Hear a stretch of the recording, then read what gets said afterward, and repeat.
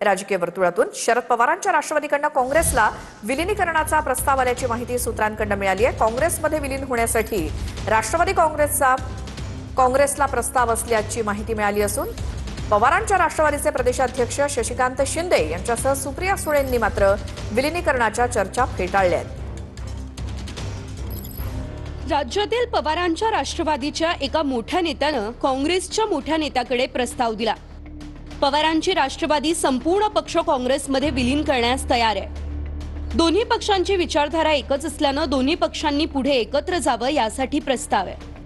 राष्ट्रवादीच्या फुटीनंतर पक्षाला म्हणावी तेवढी उभारी घेता आली नसल्याचं म्हणणं आहे। दुसरीकडे मतं जाण्याऐवजी काँग्रेससोबत राहण्यासाठी हा प्रस्ताव देण्यात आला असं सूत्रांचं म्हणणं आहे। मी इतकंच म्हणालो, जर असं होणार असेल तर ज्येष्ठ नेते शरद पवार यांनी त्यात पुढाकार घेतला पाहिजे।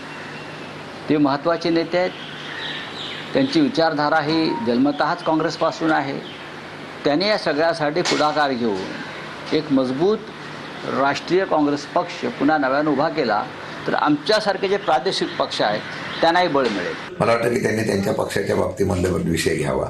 आमच्या पक्षाच्या बाबतीत अशी कुठल्याच प्रकारची चर्चा झालेली नाही विलीनीकरणाची। उलट परवाच्या दिवशी दिल्लीमध्ये झालेल्या महाविकास इंडिया आघाडीच्या बैठकीमध्ये आदरणीय सुप्रियाताई त्यामध्ये आमच्या पक्षाचं प्रतिनिधित्व म्हणून त्या ठिकाणी उपस्थित राहिला। संजय राऊत म्हणतात त्याप्रमाणे वस्तुस्थिती आहे की इंडिया आघाडीला एकत्रित करण्यासाठी पवारसाहेबांनी पुढाकार घ्यावा आणि पवारसाहेबांनी त्याचं वक्तृत्व पण केलेलं आहे।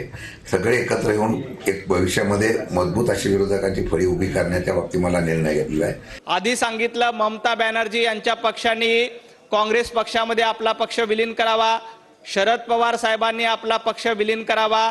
जर वेगवेगळे पक्ष हे काँग्रेसमध्ये विलीन करायचे असतील तर मग संजय राऊत उभाटा गटाचं विसर्जन हे काँग्रेसमध्ये करणार आहेत का?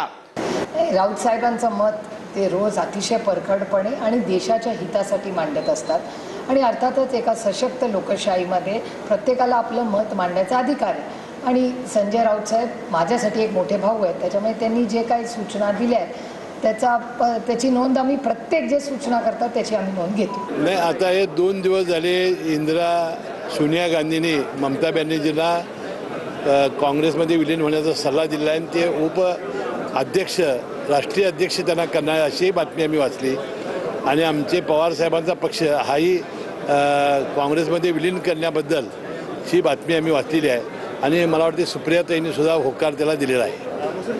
राष्ट्रवादीचं पवारसाहेबांचा प्रस्ताव ऑलरेडी त्यांनी पहिलेही दिलेला होता आणि काही कारणानं तो उशीर झालेला होता।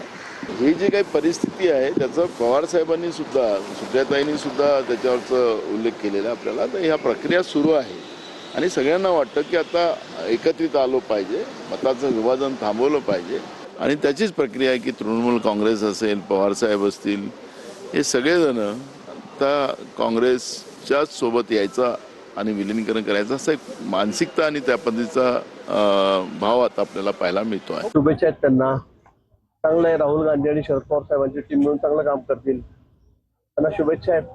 सक्षम विरोधी पक्ष तो राहिला पाहिजे ना राज्यामध्ये, आता काही शिल्लकच राहिलेलं नाही। तुम्ही ठेवत नाही ना, सगळ्यांनी वेगवेगळं उंपायलं, एकत्र उंपायलं, पण कुठे काय तुम्ही ठेवत नाही विरोधी पक्ष?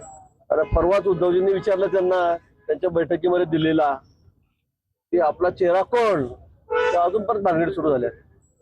पंतप्रधान पदाचा पुढचा चेहरा कोण विचारलं तर ते सुद्धा ते सांगू शकत नाही, सांगू शकणारही नाही, नाहीतर ते सगळे अजून परत वेगवेगळे होतील।